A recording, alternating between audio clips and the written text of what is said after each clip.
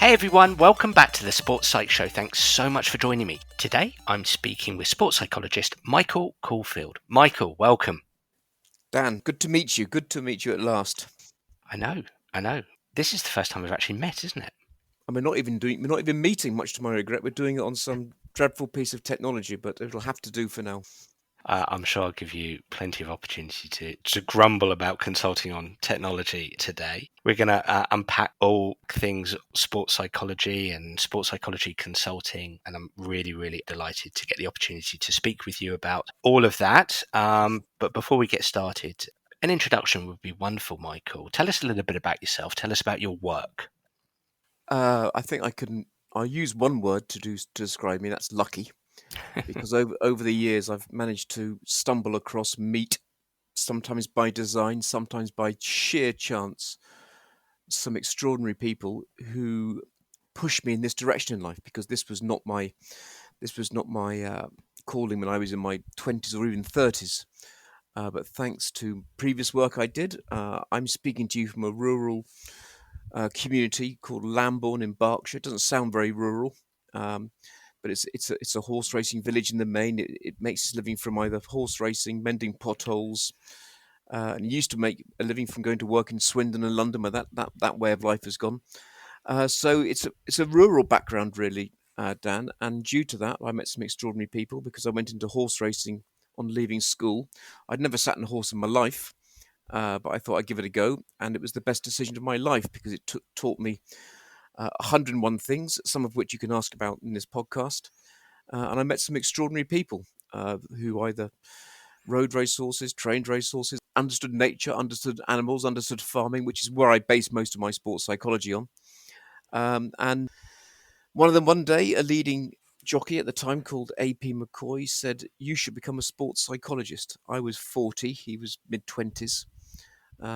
He said, "Because you are the only one who gets my madness." And on that chance conversation about 800 yards from my back door here, the idea was spurned. And I was his chief executive at the time of the Professional Jockeys Association. And I know that racing is not a mainstream sport, even a popular sport with some people. But those who do it, the jockeys, put themselves through things I've never seen since in my life in terms of discipline and pain and commitment. And he said I understood their madness because I was their chief executive, and I was probably a rubbish chief executive, but probably a better person at understanding them. So I took his advice and I started my training just before my 40th birthday, completed it in my mid 40s, and I've had 16 or 17, 18 very lucky years since, traveling the world of sport, performance from comedy to music, in the main sport. And I wake up most days thinking, how the hell have I got away with that? Because it's been a blast from start to finish. And if I can say one thing, I don't agree with people who always say, I've enjoyed every minute of it, because I haven't enjoyed every minute of it. There's been some absolute wretched moments, both for myself and the teams or the competitors I've known. So I don't believe in those flowery lines. Oh, I've enjoyed every minute of it, because you don't. Sport is not a very level thing.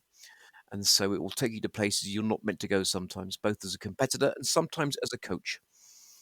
I'd love to take you back to your horse racing days, to the conversations you would seemingly have with Mm. AP McCoy, for those listening in, and you'll do a far better job than me because I just know of AP McCoy being this incredible jockey. Um, he said to you, "You're the only Mm. one who gets his madness." If I was to put myself in his world, what would he have experienced when he was speaking with you? Why would he say that? What would be different about his conversation with you as compared to anybody else? Well, I'd advised him to go and see a couple of sports psychologists because he was clearly an extraordinary athlete and talent. He was champion at the time. He never lost his championship. He was undefeated in terms of season after season after season. And he'd been to see some sports psychologists, some psychologists, and um, as he said, they didn't seem to understand his madness because his mood swings were extraordinary. His weight control, because he was always at least 2 stone lighter than he should have been, or 28 pounds or 15 kilos lighter than he should have been. And he was always in a lot of pain because they go through extraordinary pain when they get trampled on by a horse or several horses, as you can imagine. And I think the difference in the conversation was the level of understanding the mood swings, the anger, the frustration, all the things that we know about professional sport and other walks of life. And I think sometimes knowing when to react to him, to go, not sure about that, or just listening to give him a chance to vent.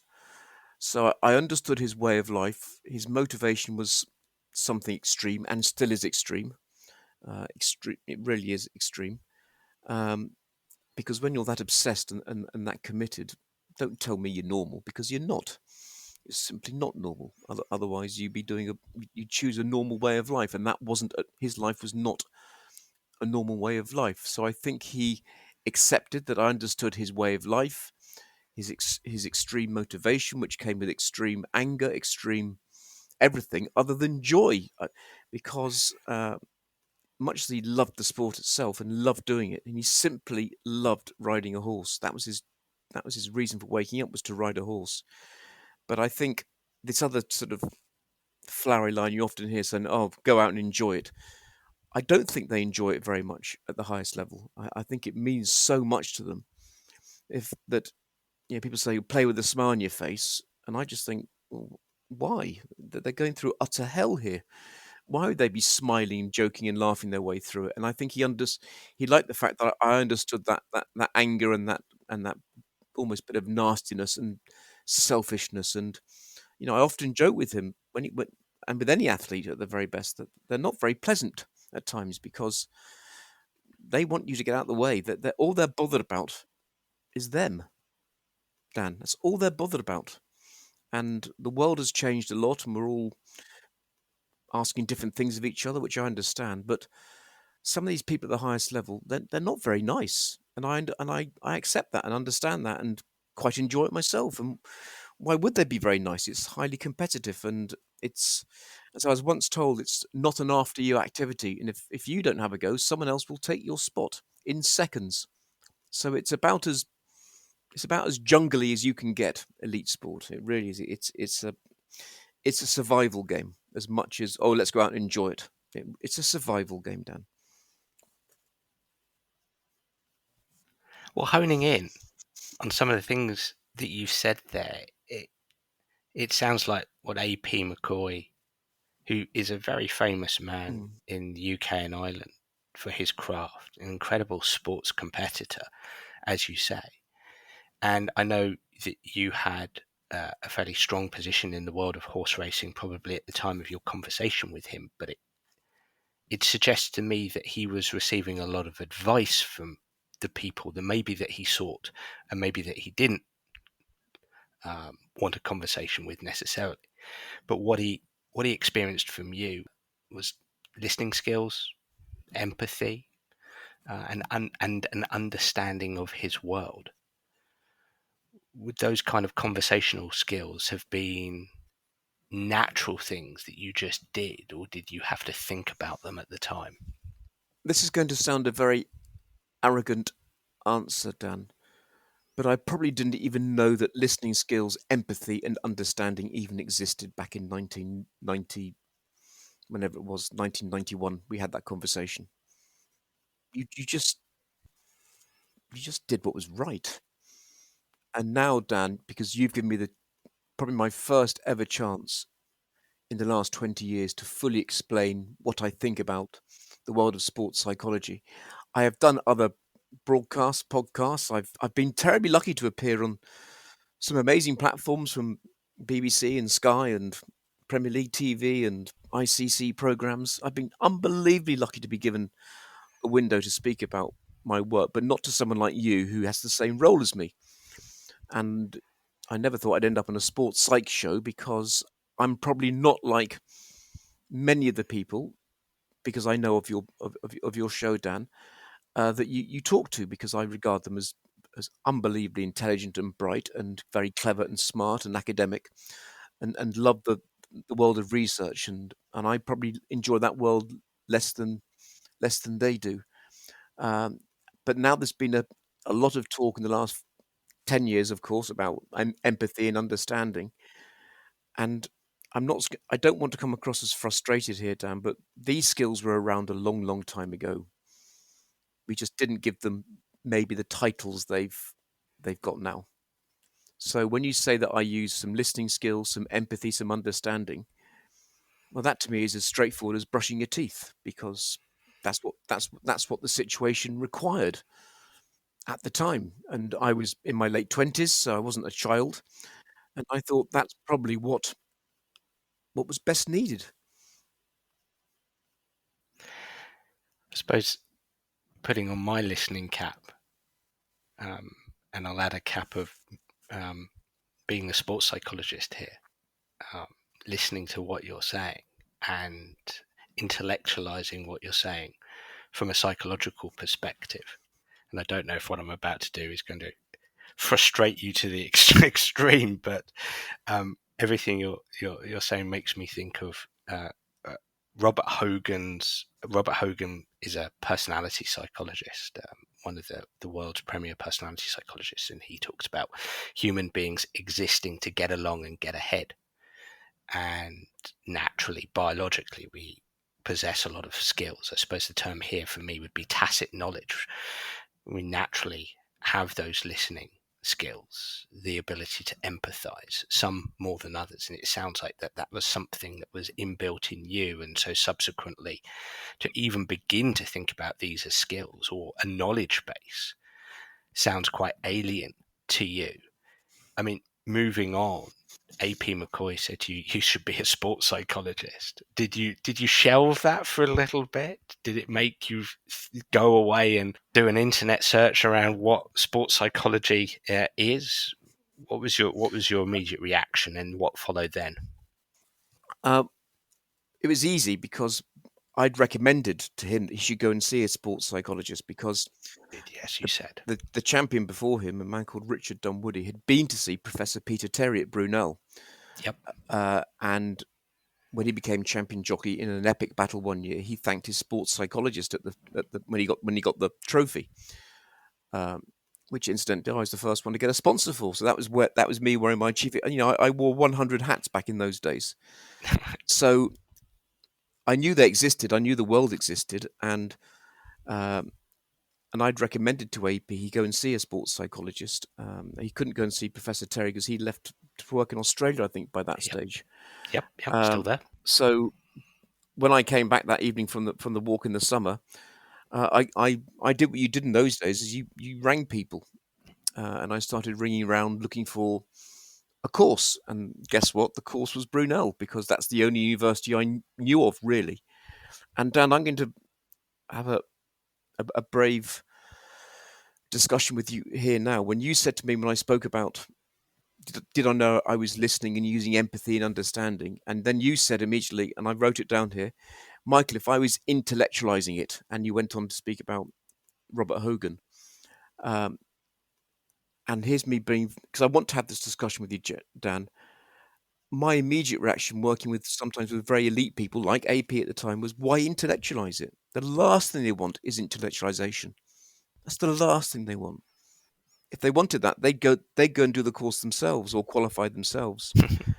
And I've been saying this for 20 years, and I'll say it to you on a sports psychology podcast, and I doubt that you'll get much reaction because people just roll their eyes when they hear this. But I've spent the last 20 years, if this is such a word, unintellectualizing it. I don't want to intellectualize it. It's the last thing I want to do. If I want to, if I want some intellectual stimulation, I will go and find it, and I will go to a conference, a seminar, not a webinar, because I can't do that anymore. Maybe even not a podcast, because with respect, Dan, and I'm on one here, it mainly leads to a click, an advert, and buy something, and so that isn't where I'm going to get it from. I need intellectual stimulation daily, but I won't let that get in the way of my work when I'm working with someone who doesn't want that, because often they don't want that. Some might, but in the main, the greatest tool I have is my dog, and that opens up more conversations than any discussion.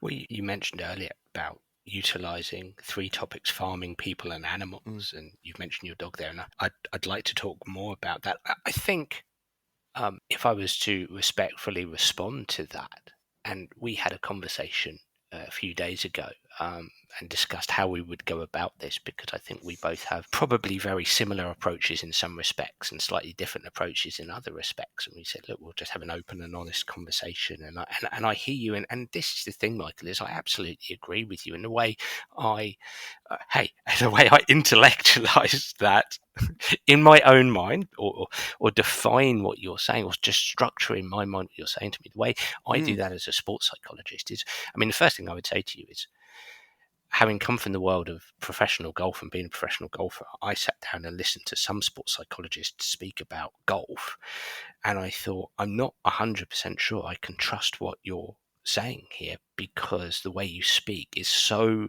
detached from my world that I mean, trust is such a big thing in our job, our world, isn't it? And so um, sometimes I switched off as a consequence of the way a sports psychologist would speak, rightly or wrongly.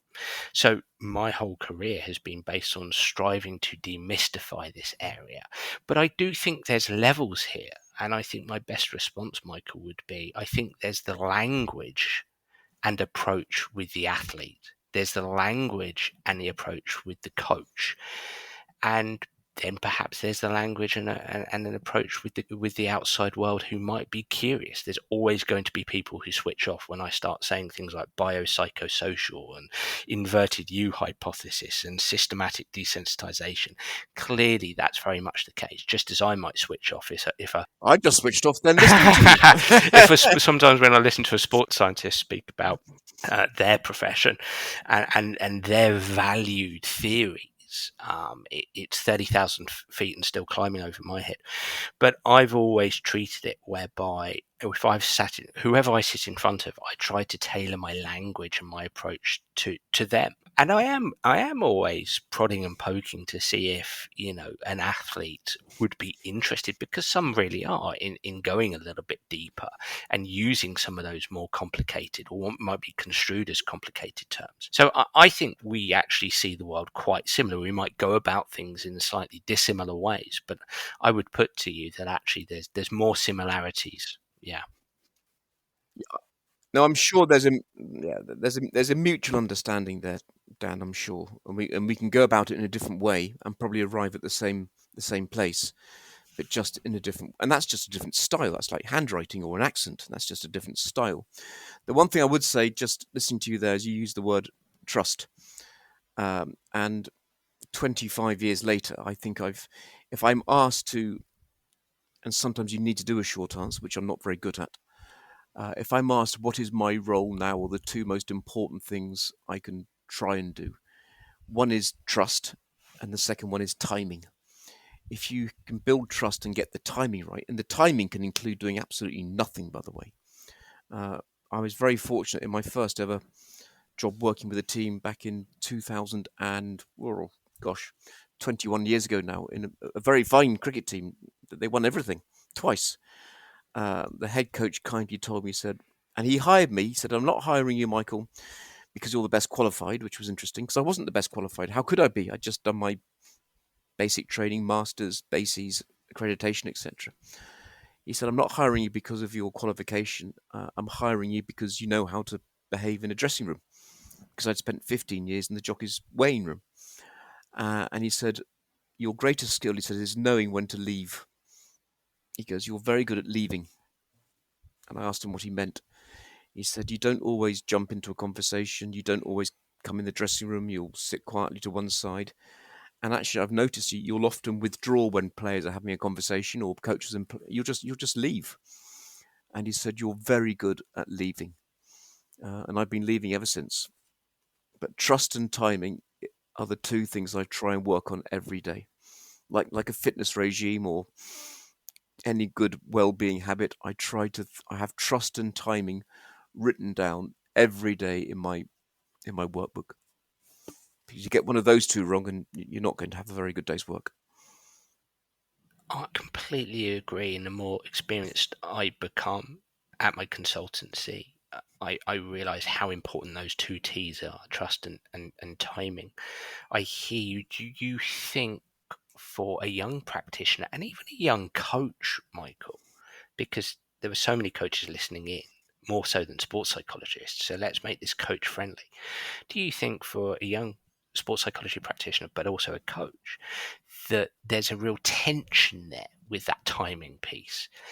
Because on the one hand, you probably feel that you have to make an impact, whether it's just for yourself, for your own gratification, or for the gratification of the people who your superiors, your leaders, whether that's the head coach, the manager, or even higher up the chain. As you know, as compared to what you're describing there, you know, building a sense of trust and not getting too involved at the wrong time and saying the wrong thing. Do you think there's a tension there for young coaches? I think there's a possible tension, but there's a genuine temptation to do too much, say too much, show too much, display too much, use PowerPoint too much, use everything too much, and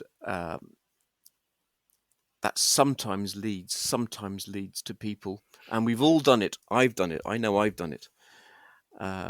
You can over justify your role and your job by doing something. The number of times I've left working with a team, it's happened to me. It's happened to me 3 times specifically in a very good level of football, which is the Premier League. And because of my experience or my age or my character, I don't know what it is, and I'm not going to over intellectualize it and overthink it. 3 times I remember the head coach, the manager saying, Michael, just innocently, as we're coming towards the end of the day's work, so what have you done today? He said it not in an inquiring way, who you've been speaking to, just what have you done today? And 3 times I just said nothing, absolutely nothing. And he went, and all 3 of them just smiled and went, good, well done, well done. So I could have said, oh yeah, I've been really active. I've been supporting the medical team, or I worked with the players. I did a little presentation on confidence. I just went, to be honest with you, absolutely nothing. And they all said, well done. And they didn't say it. I didn't say it in a disrespectful way or any way to get a reaction. I just said, no, I hadn't done anything. I didn't go look. I did the old Ferguson line. I didn't go looking for it, because if you go looking for it, you'll find trouble. I just let people be. And sometimes I just let the team, the staff, the people, I just leave them be, because I go back to trust and timing, because there's some days you don't need to do anything. But I think now we've reached the stage in life, and I'm very open about this. I'm nearly outspoken about it. And I'm meeting a young sports psychologist this week in person, because he wrote to me a letter with a stamp on. So I'm going to go and see him, because he had the decency to write to me. I think, and I will use LinkedIn, Dan. We've had a previous conversation about LinkedIn. People are keen to jump on LinkedIn to show what they've done or show who they are and show. Half me is going, don't do that, or just don't do that. And this is a very extraordinary thing to admit to you, Dan. And I'm probably wrong, so you can play this on the clip if you want when you send it out on your channels, Dan. But a young sports psychologist did call me last week, and he was so interesting and engaging to speak to on the telephone. And he told me that one of his modules was how to use LinkedIn. And a bit of me just went, oh God. Is that it? Is that the future? I don't know. And if it is, it's a different future. That's for sure. But there we are. Again, I suppose my response there, I hear I'm you. giving you a long answer to knowing to tension. No, and Sometimes just be who you are. Rely on your skills of who you are, and this isn't a game of PowerPoint and showing off your knowledge and doing presentations. It just isn't. That isn't the job, and maybe that's becoming the job, or that's what people think they want to be seen as. But I'm not sure. I'm not sure. No, look, I think this is why I want to have this conversation, because I think these are the kind of, I'm not suggesting for 1 second on planet Earth these are the most important conversations to have, but they're certainly interesting conversations, and they're certainly important for our And industry. Dan, everyone may have switched off by now, when they hear this, because they might be thinking, "What's he got here?" Because normally we get some genius from Harvard, and you've got a fella from Lambourne.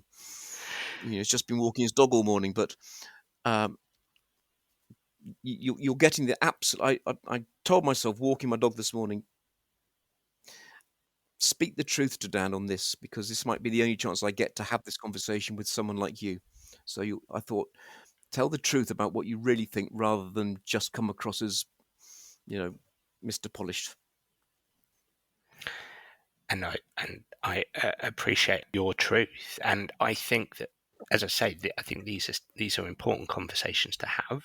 I don't think anybody is switched off by them, because I do think it's relevant for any industry in many respects. And I do want to drill down on the trust in a second, but as somebody who does utilize LinkedIn quite a bit, I would put to you that I hear you, and I, I, I do think these platforms can be misused. Equally, I would suggest that many people, myself included, would use them to try to add some value to uh, to the platform or to people's life.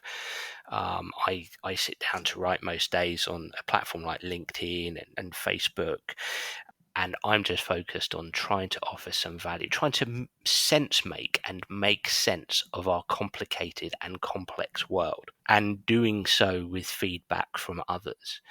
And I'm absolutely sure there's a performative element to these platforms, and I'm absolutely sure that some people are doing it purely for a means to an end. And it's not to suggest that we're probably all doing it to a degree, to a means to an end. But I also would suggest that some people are doing it to offer value to other people's lives. That's how I see social media. And I would also say that master's degrees, I'm not too sure that they would be. I think they would be doing their pupils a disservice if they're not offering information modules and time talking about social media, because the reality of the world is that that is how you create relationships now, not just face to face, but you can create relationships with people globally through social media. Absolutely, I agree with all I of can't that. sit down on a bench with somebody in California, but I can offer up some solutions that may be of value to their coaching practice, given the right context, or given the right thing to say, or question asked. So that's kind of how I would see that. But I hear you. It's not the same, I suppose. To sum up, I would say it's not either or. It's more and also. Absolutely. I mean, Dan, I couldn't. This sounds feeble. This sounds like an episode of Question Time now. If I could stay up late enough to watch that. Um, but you're right, of course. And I use LinkedIn. I use social media. I use the digital world in which we live in. I'd be silly not to. And you use the word there, adding value. And your work on LinkedIn does add value, because people can't meet you, can't see you. They could be in California, they could be in Timbuktu. So I read the odd article. I mean, I do wonder, because I still, unless I'm got this horribly wrong, I know it's a leap year, but there's still only a certain number of days in a week and a certain number of hours in a day. And where do we all find the time to listen to 300 podcasts, 200 LinkedIn articles, and otherwise you just end up in a loop of just looking, reading, and gathering more information in what you correctly described as a complicated and complex world. And if anything, my tiny one-man mission is to maybe simplify that a wee bit, because it can get too Hmm. complicated, and you can have. I think I heard one coach say one day, we are all now drunk on information. And I would nearly be with that person. We are literally sometimes staggering around drunk with everything that we now know, the theory and the counter theory. And I've spent the last 20 odd years, and will hopefully spend the next 20 odd years, if I'm lucky and healthy enough, to to try and simplify that, because you can get drunk on too much information. And I always thought that the reason I came into this, Dan, going back to that conversation with AP and to answer your question again, because I wanted to work with good people, and I wanted to help them, and I wanted to enjoy my work, and I wanted them to enjoy their work. And this is going to be a terrible admittance once again, but I didn't see it as a way to make money or make a lot of money, which, by the way, I haven't, because I didn't see it as that. I never saw it as that. I never saw it as a sales pitch. And again, I've had one or two of these conversations in recent months and years, Dan, with others in my field. And maybe they've got more ambition or they've got better business acumen, but I think that psychology and well-being, whatever it might be now, it's got a bit too salesy for me at the moment, because people are trying to sell things the whole time, and it's become a bit supermarket rather than just go and help the person involved. Now that puts a ceiling and a roof on my work, because I'm not a brand. I haven't got the digital presence that others will have, and I haven't got a workforce behind me. Hence my little consultancy called Just Caulfield, which was named by one of the Brentford players, because when I did have to launch it in 2019, just before COVID, when I left a very good company after 10 years working there, mainly in the corporate world, I said to the players one day in the treatment room, not the dressing room, because I've never been in their dressing room in 7 seasons, in the treatment room one day, I said, God, I've got to go alone. Got to go alone, boys. What shall I call myself? And there was a whiteboard in the corner. I said, any suggestions? Stick it in the corner, please, honestly. And the players wandered over and wrote a few rude words down the whiteboard and the rest of it. And eventually one of them said, Mike, I said, yeah. He said, who's in this company then, this consultancy thing in a launch? I said, it's just me and my dog. Anyway, it's just you then, isn't it? Just Caulfield. And there it was. So I'm not a company, Dan. I don't employ anyone other than myself and my Whippet Lurcher downstairs. So that puts a ceiling on it, but I don't think we should be living in a very salesy world. I think a lot of it should be done on your referrals, your work, your reputation. And am I allowed to tell one more story, Dan, on this podcast? Because You're people allowed will, to tell as if they've all many as you'd like. because they're switched. They're probably now listening to something else, so it doesn't matter anyway. But there was an extraordinary moment 2 or 3 years ago, an extraordinary moment, and it led to me writing the first chapter of a book, which then got rejected by the publisher after they read the first chapter because they wanted something else. But we'll return to that in a moment. So, a sports psychology company, and it makes me chuckle to a degree, because the head coach was such a good colleague, and we weren't great friends, we weren't great mates. We didn't meet until we were both into our 50s, so it wasn't a lifelong friendship thing. But I'd started working with a team and a coach, and I didn't think I was going to get on with this coach, because I knew of him. He was a world-class coach with a string of trophies and competitions, as well as being a former elite. He just had the most glittering CV in sport. And I was going to meet him for the first time at the start of a tour. And I did. And I can remember the handshake, because he was in the fourth row of the bus, and I was making my way towards the middle end of the bus. And he went, good morning. I went, Michael, isn't it? I went, yes, good morning, coach. And we shook hands. And within about 3 seconds, and this is not me being anything other than I just knew, within 3 seconds, I knew there was a lifelong relationship going to happen. And we were both in our late 50s. And there was, by the way. We've kept in touch regularly since. And then about a year or so later, he rang up and said, Michael, I've just come off a Zoom call. I said, oh, well done, coach. And we were planning something for whatever. And he said, yes, someone's just tried to sell themselves to me and their company to the team, because they thought they could be of value to us with the World Cup coming up in 2 years' time, whatever it was, qualification program. I went, oh. And I sort of did the very human defensive, well, gosh, I hope it went well, brackets, hope it went awfully. And he said, yeah, it was fascinating. They asked me for this call, and He said, Michael, don't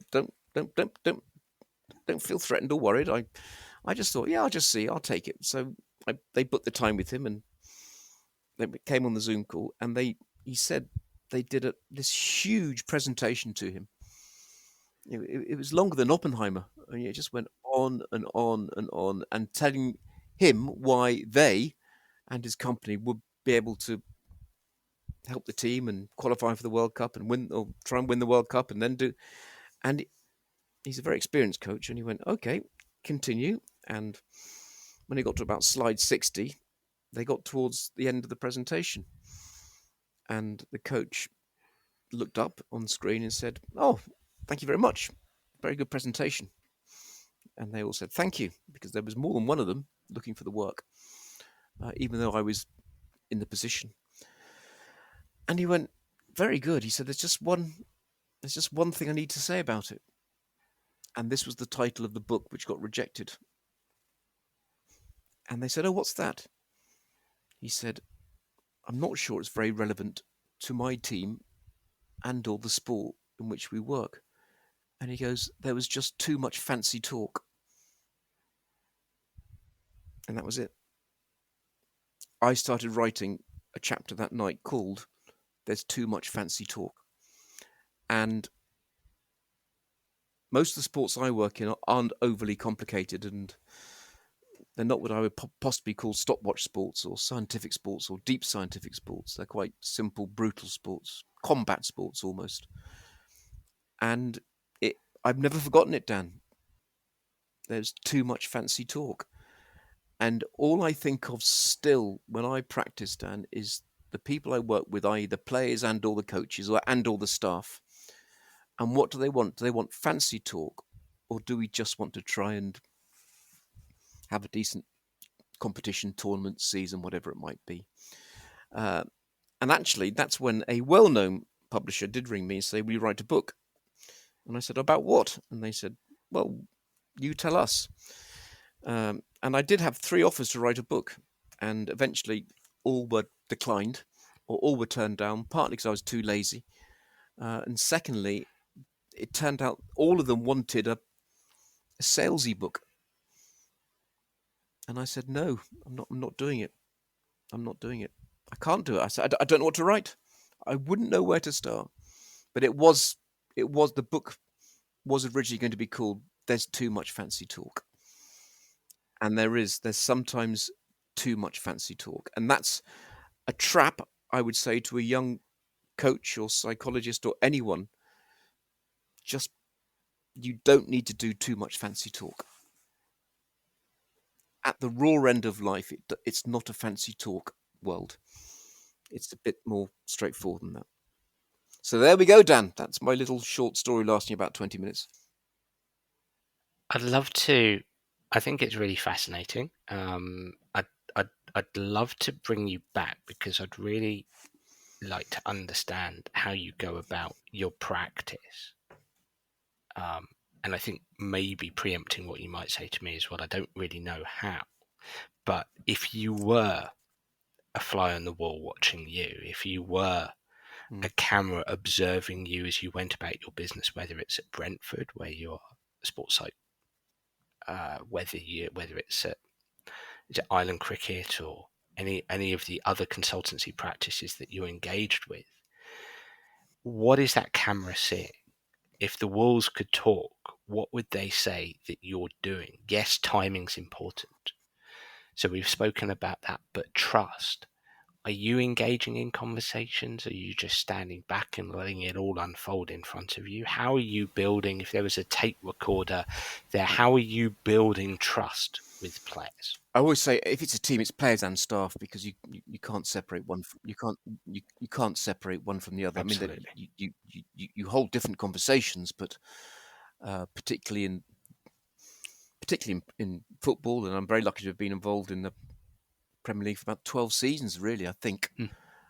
Staff as well, because the staff feel the pressure just as much, if not more so, than the players in many ways.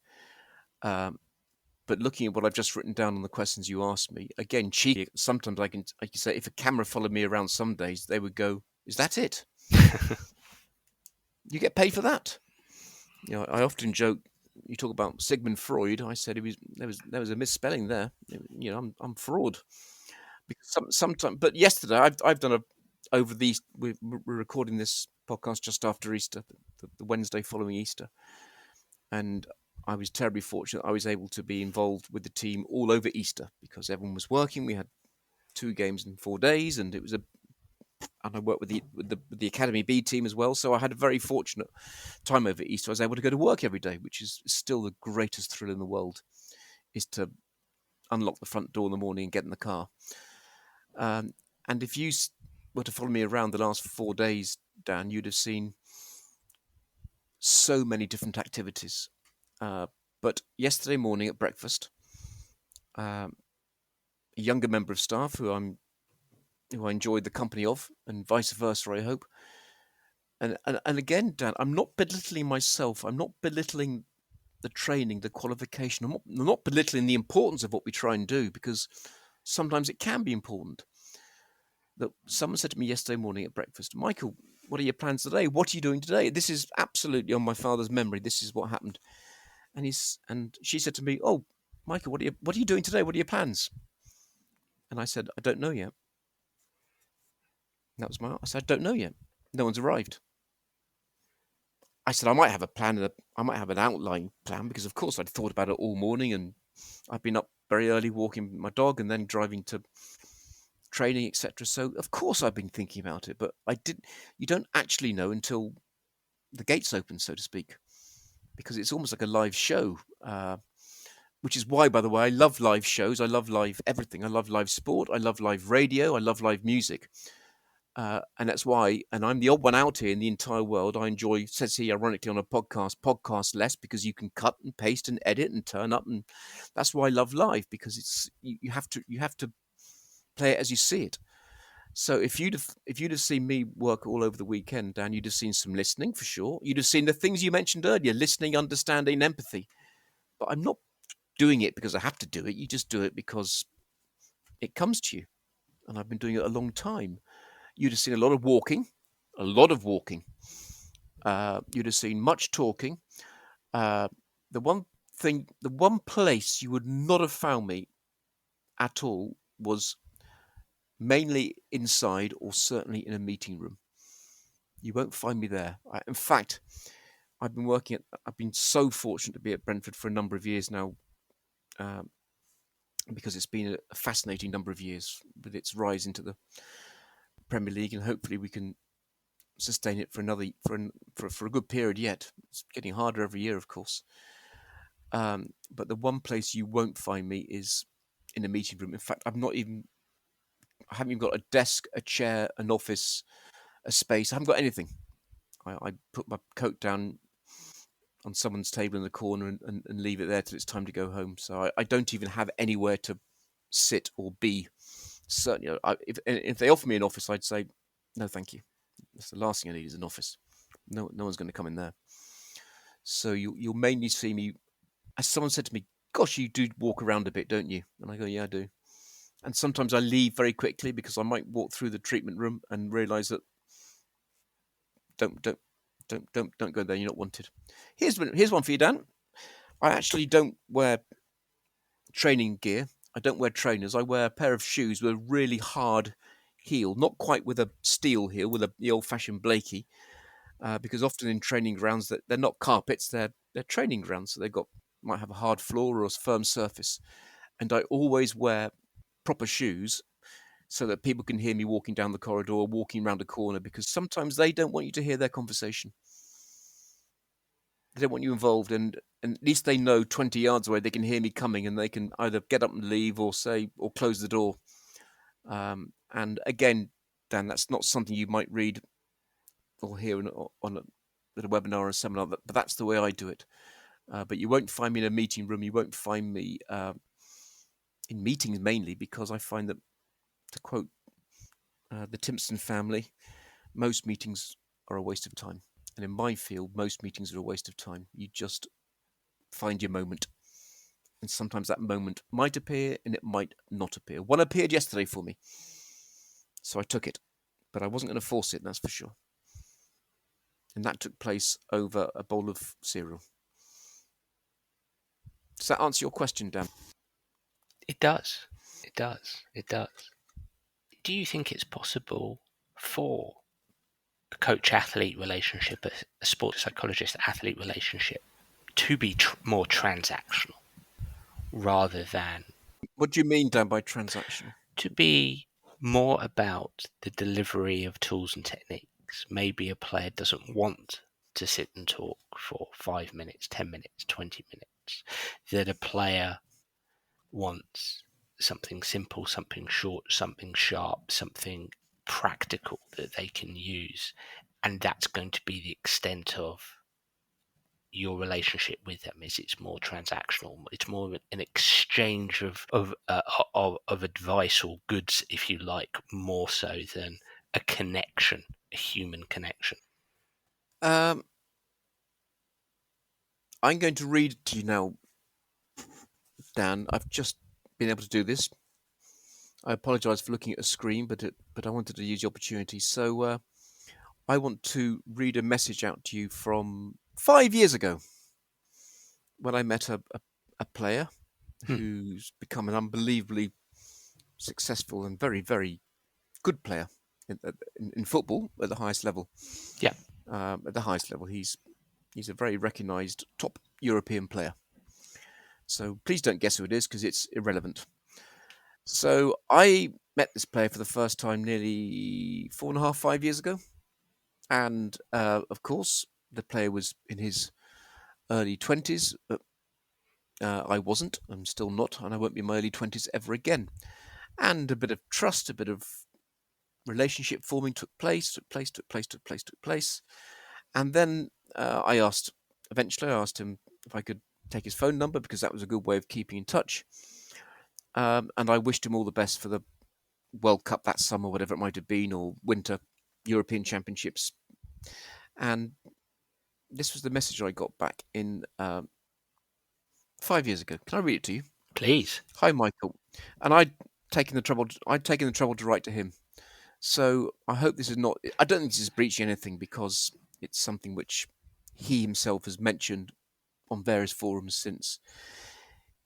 I sent him a very British English "thank you for your time, good to get to know you," and he taught me so much about his world, his culture. He didn't grow up in the UK, so I thanked him for everything as we got to know each other. And this is what he said to me. So I've kept this.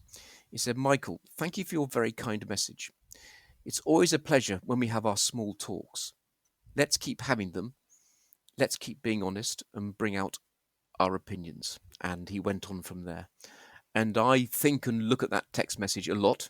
You have things scribbled down in your desk at home.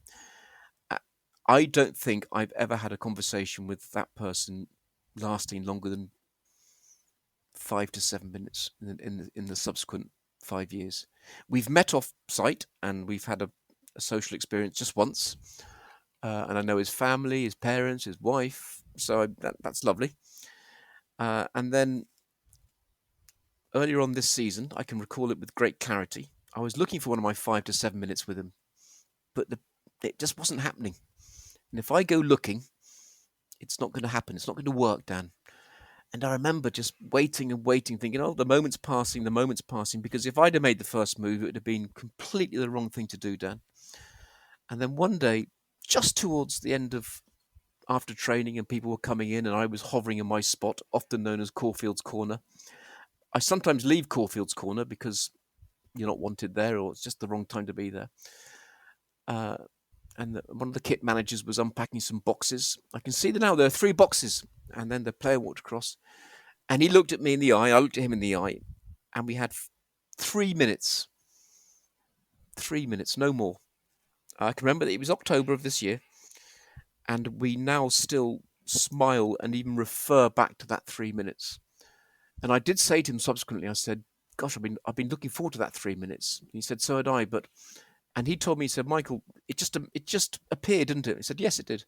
If I'd have asked him 3 days earlier, it'd have been 3 days too early."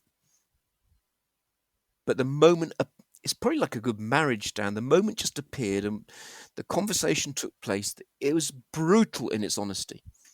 Brutal. And it was after the team had the biggest setback imaginable. We couldn't have had a bigger setback if we tried in terms of results, which are, and if you're playing at that level, the results are recognised everywhere because you can't escape it. And once that 3 minutes was ideal, but it was no more than that, Dan. And we haven't actually gone back to it since. There's no need to. In fact, if I went back to it since, it would probably be a mistake on my behalf. So was that just a normal conversation? Absolutely yes. And you asked me, should the conversations be more transactional? And I said, what do you mean? And I think what you meant was, should it just be more normal? And if anything, Dan, I try and make my work and conversations, whatever normal is, I try and make them as normal as possible. Because why would I make them any different? Do you have normal conversations with Gareth Southgate? Did I? Do I? Did you? Well, when he first hired me 20 years ago, absolutely yes. And I hope you wouldn't mind me saying so now that if we do have the chance to meet and have a dog walk now, the conversations aren't about football, by the way. They're just incredibly normal conversations. Why would it be anything else? Did he give you the impression that he would be somebody to go on and have to experience the kind of success that he's had? I thought he would be, because I thought he was exceptional when I first met him, when he became the head coach or manager of Middlesbrough back in 2006, which was his first job and my first job. Can I just interject? You said you felt he was exceptional. What did you see specifically? Oh God, if you're using the modern trendy word, you'd say he's one of the most authentic and genuine people you've ever met in your life. I've ever met in my life. It's unbelievably genuine and authentic. And I thought, gosh, as the world develops, which I thought it was going to do, and moving away from the sergeant major trench coat barking, screaming, smashing up TVs in the corner of a dressing room after a defeat. And it was obvious to me only because I saw the reaction of the players back in those days who were previously his teammates, which made it 10 times more difficult. And if you speak to that team from 20 years ago now, not one of them would say anything other than he was our best player, which you forget, because he was steely and resilient and all the words which are now thrown around a lot he had. And yet as a man, and then as a head coach, which is impossible to then coach, especially in football, and manage the team you've been part of the year before, you won't find anyone who said he was anything but an exceptional leader of them. Not one. I've seen all of them in the last 20 years, and they all say, gosh, I didn't probably know it at the time, but what a good person he was, good manager he was, and still is. As a consequence of his people skills? Not just of that. I think, to use the Harry Redknapp phrase, when you're the manager of England or the head coach of England, and he has been now for a good number of years, 7 years, I think, you are the Prime Minister of football. How many Prime Ministers have we got through in the last 7 years? It could have changed on this podcast for all we know when we're recording it, because they're on a wheel, aren't they? Politics is the new football. Just bring one in, get rid of one, bring another one in, try that one. Literally in those 7 years, as the Prime Minister of football, which he is because you're the head coach of England, and we know that every year, and it'll happen this summer in the Euros, that the highest TV audience of the year, bar possibly not a royal funeral or a royal wedding, other than that, the highest TV audience of any year is an England game in a tournament. There'll be 25, 30 million people watching come the summer. The scrutiny is extraordinary. If you think that a Premier League game might get 1 million, 2 million, the Euro, I think some of the sporting events this year, I think, have peaked at 7 or 8 million. The Euros will be 25, 30 million probably. The scrutiny is extraordinary. In those 7 years, I can't recall him, in terms of his demeanour and the way he carries himself, the way he presents himself, the team, hence the remarkable play Dear England, which of course he wouldn't watch because he'd be too embarrassed to do so. But he's barely put a foot wrong. in 7 years. You can't do that. But he's done it because he's smart, he's clever, um, he's thoughtful, he's all of those things. But the one thing which people do miss all the time, and he'll be embarrassed, he won't listen to this anyway, so I can say it, is that is one of the most steely people and resilient people I've come across in my life. Not the physical pain, because I don't think football is in the main a sport that, it's not the physical that beats you up. Of course, the injuries are horrible. The ACLs and the Achilles, they're horrible injuries. But he's one of the steeliest people I've met in my life. If you think what his career is involved, the level and the scrutiny and what he's been through with the disappointments, that takes he's got the lot. Don't worry about that.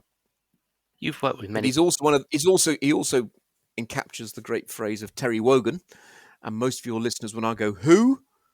He was a presenter on the radio basically and TV, and he once said, and it's a gorgeous line, I think, Dan. He said, "The trouble is," he goes, "some people will like you and some people won't, and there's absolutely nothing you can do about it." And Gareth sometimes falls into that category because people won't like him because he either missed a penalty or he comes across as too polite or too pleasant. And I always think, gosh, what do you want to come across as? Some absolute narcissistic maniac or someone with a bit of decency about them? And I know which one I'd choose. Do you think that sense of steeliness is important for coaches? You've worked with many coaches over the last few decades across sports. When you think of personal qualities that coaches need, what are they? A sense of steeliness. What else? Oh, Dan, you could have a week on that. But I think above all, you just got to be able to. This is the strangest thing to say, Dan, because everything now in online, even around some of your work, is about winning and high performance and culture and the best teams and being the best version of yourself. We all can reel them off, but actually, it's can you cope with getting beaten a lot? Can you cope with that? Because if you can cope with that, you've got a chance. If you can't cope with that, it will get you. Because I learned early on in my days in horse racing. Horse racing is a losing sport. Even AP lost over 80% of the races he rode in. That's the definition of a losing sport. You've got to be able to cope and understand and accept, dare I say it, the absolute, because unless you're terribly either lucky or brilliant or a bit of both. So if you're the head coach of a leading team in the Premier League who are top of the league or winning every Champions League or winning the competition you might be involved in year after year after year, and those are the exceptions, of course, the great teams, you've got to be able to cope with the continuous setbacks and frustrations and disappointments. Because what I have seen over the years, Dan, is a lot of brilliant youngsters don't go on to fulfill their career, and people give all the reasons of resilience or mental toughness or whatever it might be. And again, we can trot out all the current words. But actually, what I worked out pretty quickly and still do is high performance sport, elite sport, scrutiny sport. It's not for everyone, Dan. A lot of people just think, that's not for me. That's not for me. And I understand why. One of the most brilliant young men I know now, who's having a wonderful life in his 30s. He's building a wonderful life for himself and his family. He was a former player in the sport, and he could have been anything. He was a potentially really top performer. But then one day, I sat with him, and I knew, and he knew. It took him a bit longer to get there, but sport wasn't going to be for him.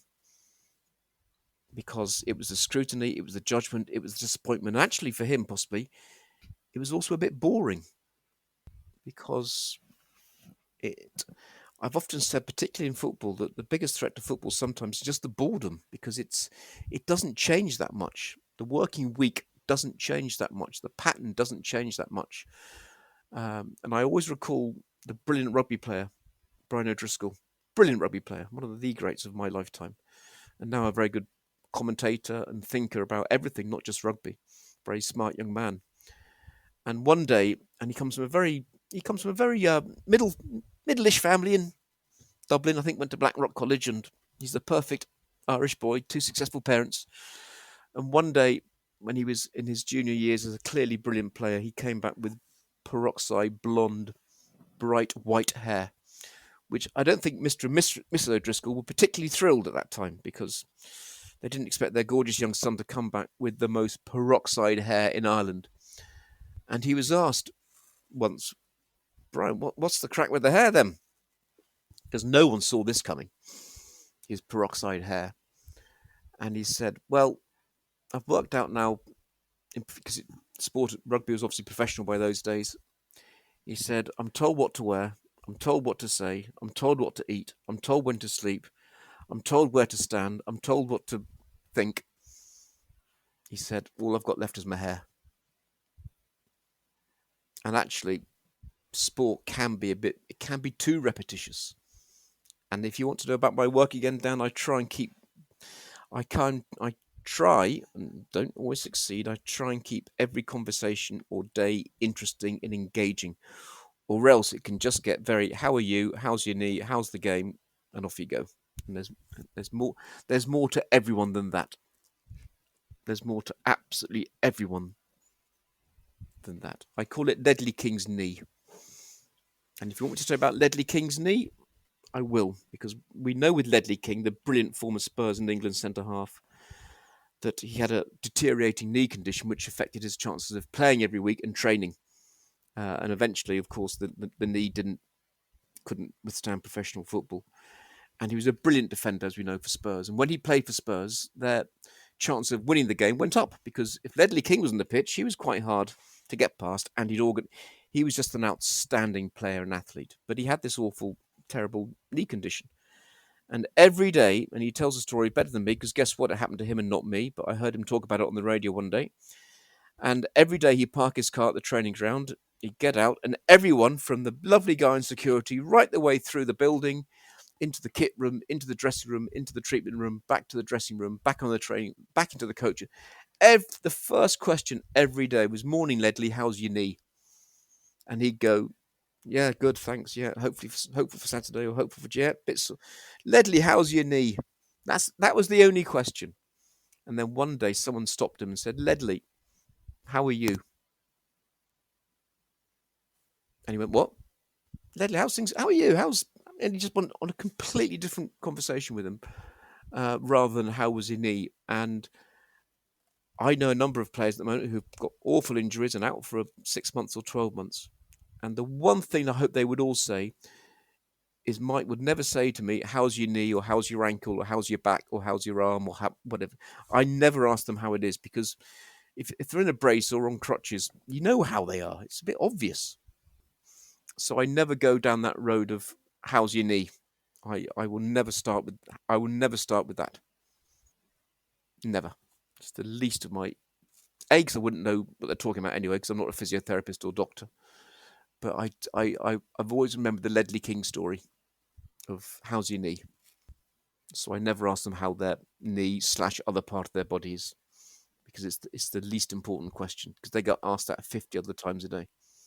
Dan, I'm rambling here, and we're going to run out of daylight time and calendar days at this point. But well, I have this is fascinating stuff, and I have two more questions, but they're broad questions, so I'll let you loose on them. My first question, I mean, Brentford Football Club, a club that you've consulted with since at least 2016, I believe, around that time. And we've spoken about Brentford quite often on the Sports Psych show. I have absolute admiration for them as a club, and they've seen a momentous rise. I know you will have joined them around about the time I believe they would have been in the English Championship. Yep. When you look around, why so successful, Michael? What are the constituent parts here that have made the whole so successful? A success story essentially from rags to riches in many respects, at least from a playing perspective. There's again that there are at least 50 people I can think of off the top of my head better qualified to answer the question than me, who've been there throughout, who have been there since 2010. From your lens, from the time you've been. From my lens, and of course, because we're very fortunate to work with some very smart players, very talented players now, and gosh, this season is the greatest endurance test of all so far. But a phrase I heard last year in one of my inverted commas meetings, which I never have, just in conversation, was someone. I actually asked a question to someone one day. I said, "Gosh, how have we managed to get this far?" And the answer was, "There's 1,000 ideas floating around about a club like Brentford, because if you think of its place in the global football world, it's not one that springs to mind over the last 20 years. But now I believe it's in one of the top 20 clubs in Europe." Um, and someone just said, "Michael, it's quite simple." Because everyone says it must be that, it's the data driven, it must be that, it must be that. And actually, it's just very smart people making very smart decisions. And that's, in a sentence, that's my best answer. The club has been able to find, recruit, and keep in the main, and it all starts at the top. It always starts at the top, Dan. Let's not get too arty about this. And the top of the club has been so strong for many years, both with the owner, Mr. Benham, and the sporting director, Phil Giles, and then Rasmus Ankerson, who went to Southampton. So the top's been so strong throughout, and it is now, by the way, at the very top of the club. It's unbelievably well run, but they are all very smart people making very smart decisions. And I think if I've got one sentence to reflect on the last 7 or 8 years, it's that. It's full of very smart people making very smart decisions based on logic, not on emotion. My final question: you've expressed your indifference to social media, which I completely understand. No. Can I correct myself? Or not correct you, correct myself. I enjoy social media as much as the next person.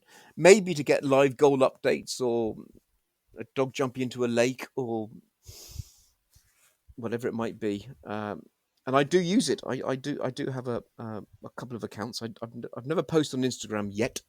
I've never even used Facebook. I don't even have an account. Don't use YouTube. So it's basically Twitter, or what is now X, and a bit of LinkedIn.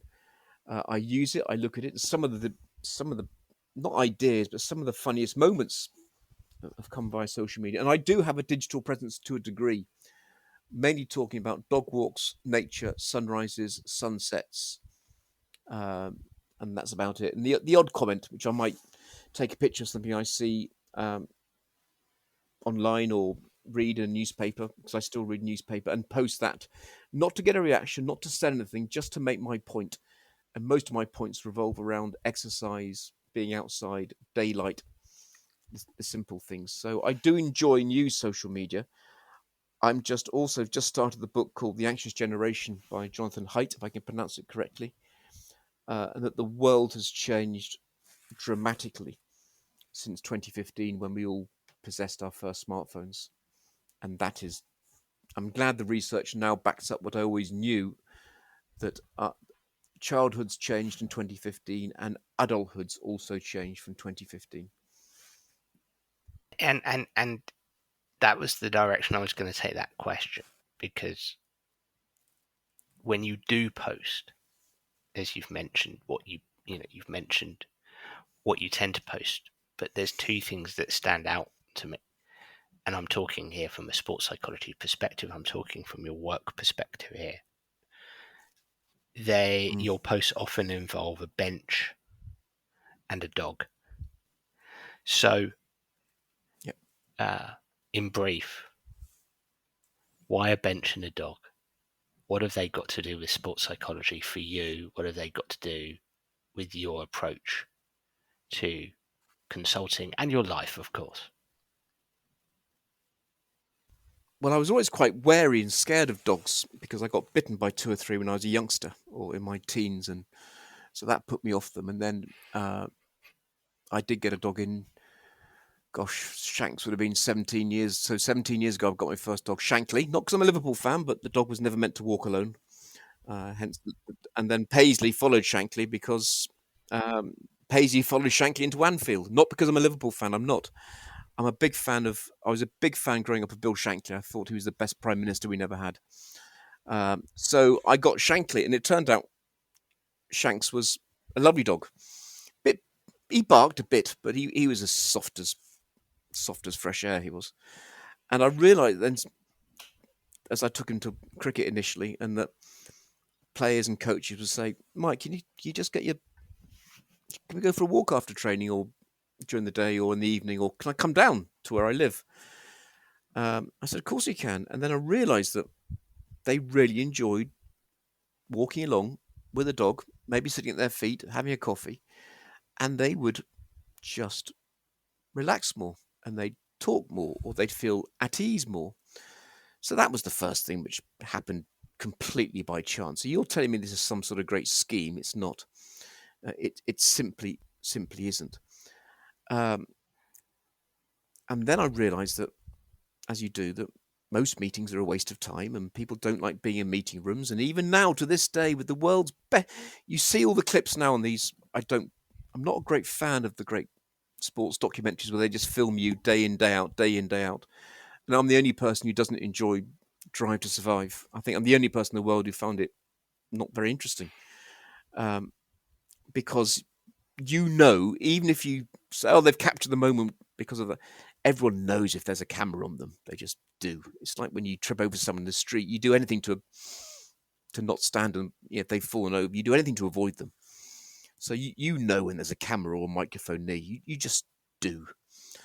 So I realised that if you just sat down outside with nothing else other than you and maybe the dog on a bench, that the greatest conversations suddenly started emerging. And I suppose if I can look back now as the work in cricket, which I've been lucky to work in cricket now for both domestically and internationally for over 20 years, is that the best conversations would take place sitting in the pavilion or above the pavilion, or if you're on tour, you go out for a walk and you find a bench by the sea if you were touring in somewhere gorgeous like Sri Lanka, and you'd sit down and have a cup of tea, and it just worked.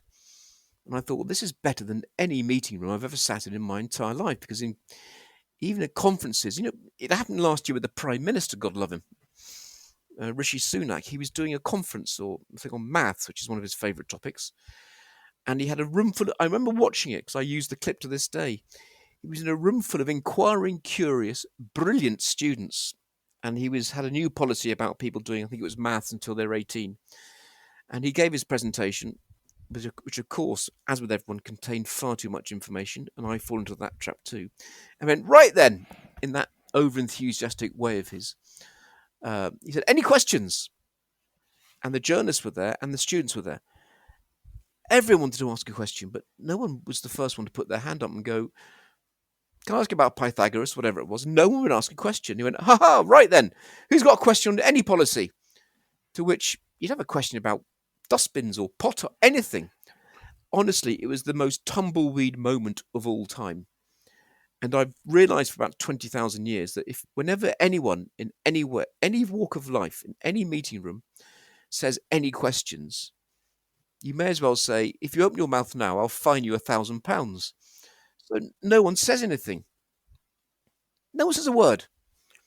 But you sit on a park bench or a bench outside with no distractions, with no one in the way, and maybe a pleasant, kind, not a nasty, barking, evil animal at your foot. People will open up, and I can open up, and I can ask better questions, and they can answer, and I can shut up, or I can ask another question. And then, because I work with injured jockeys a lot over the years, Dan, there was one particular day when, tragically, as is the case at the moment, a jockey was really badly injured, and I'm not talking here of ACL or soft tissue injury.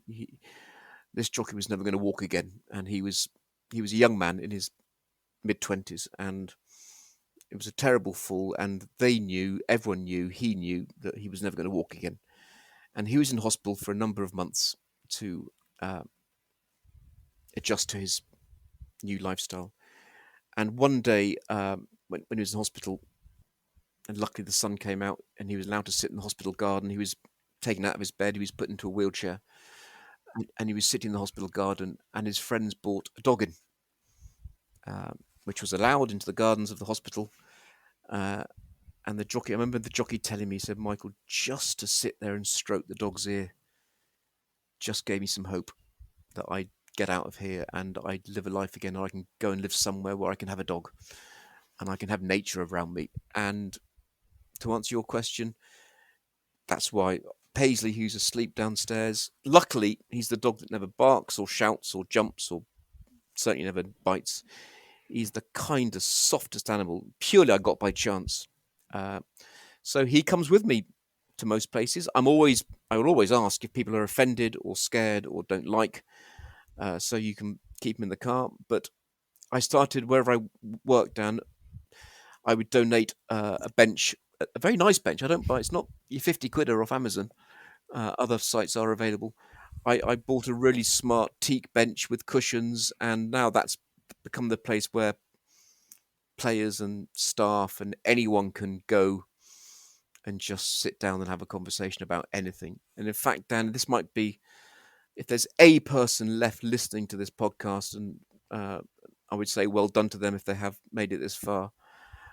Earlier on this year, there was a moment. It was in October. It was a late autumn's day. It was still warm. It's warmer than it is now in March, for sure. And there were three young footballers. Two were sitting on the bench. One was sitting on the floor on the carpet, just outside the training ground. Paisley was fast asleep on a blanket on the bench, and the player was doing what this jockey was doing. He's just stroking his. He's got ears like silk, by the way, Dan. So he was just stroking, and the dog was going, "Oh, thank you." And I knew that we'd been there for about 45 minutes to an hour, about 4:00 in the afternoon, and they were all 20, 19 years of age. They'd all been released by other clubs and found their way to Brentford. And they were sitting there going, and one of them said, who'd been released by a Premier League club 2 years earlier, he said, "Do you remember all those education lessons that we had to go to on psychology, sports psychology and whatever it was?" And there were three of them. They went, "Oh," and after 5 minutes, you switch off. And no one would say a word. You'd just be thinking, what are you having for dinner? And I'm not belittling that, because it's a very important process, of course. But then he said, "We've been sat here for an hour discussing it, haven't we? Just sat here in the sun with the dog and me. I was only the catalyst, Dan. I wasn't doing anything. And they were doing what all great people do and all great teams do. And I will say this, Dan, as my final comment. Players learn from players. Coaches learn from coaches. We all learn from each other. I'm lucky this summer to be doing more conferences for the pro license course in football and some cricket conference work as well. And with the greatest respect to myself, even, the best bits of a course, especially if it's residential, take place at breakfast, lunch, dinner, and the evening. The presentations are part of it, but that's where the best learning takes place. And my job is to get players learning from players, coaches learning from coaches, maybe psychologists learning from psychologists, who knows. But that's my way of doing it, Dan. It's not the right way. It's not the best way. It's probably not the wrong way. It's just the way that works best for me, and the way in which I've managed to have this continued luck. If I went the other way and tried to over-intellectualize it, I'd be finished within a week, because it wouldn't be me. Michael, absolutely fascinating stuff. I've really, really enjoyed this conversation, and I know that so many people listening in would have found it equally as fascinating. How can people find you, follow you, and get in contact? With great difficulty. They could ring me, Dan. I could, I'm not one of those who hides their phone number. They could ring me. I can give you my phone number, but I do have I think in 20, gosh, it must be 4 years old now. I've got a website page, whatever. It's not particularly, it's got my details on there. It's got my email on there, which is michael@justcaulfield.com. They could connect, whatever it is, with me on LinkedIn, because I have a LinkedIn, whatever you call it. Do you have a page? What's a page? Account. An account. I have an account. Is it free, by the way, or do I pay for it? I don't pay for. There's options. There's progressive options. I'm not in business class on LinkedIn. Let's put it that way. I'm sure I'm on there. I am on there because I do the odd post. So they can get me on there, or they could ring me because my number is on the website or on LinkedIn or whatever. I can mention it here. It's not particularly gripping. It's 07831 742 321 because that's been my number for 30 years. Because I got the first batch of mobile phones when they were released in 1990, because I grew up in a world pre-digital, so I know which one.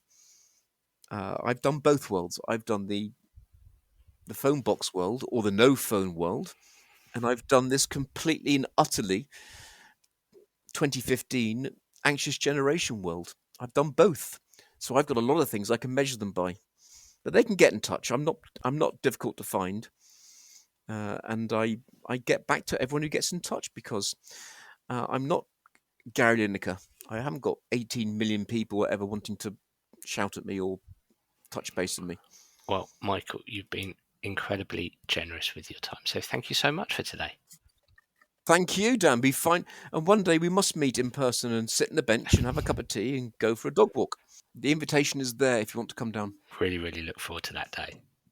Well, everybody, I really enjoyed that podcast and I'd love to hear what you, the listener, think. So please do get in touch via X or Facebook or through my website, danabrahams.com, to tell me what you think of the show. And if you do have any suggestions, I'd be delighted to hear them. I'm already looking forward to next week's episode. Bye for now.